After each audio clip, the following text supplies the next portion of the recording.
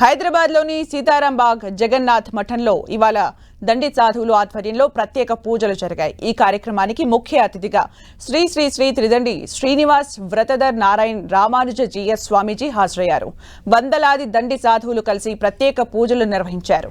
అనంతరం అన్న ప్రసాద కార్యక్రమాన్ని నిర్వహించారు।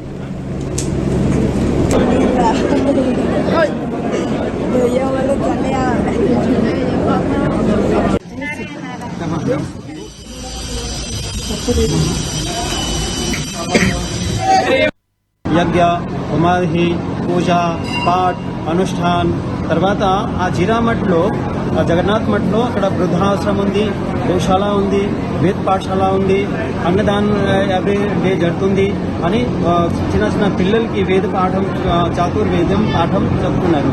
చాలా అక్కడ మంచిగా ఈరోజు స్వామీజీకి 14వ రోజు బ్యాక్ పరంపర అయింది। Last day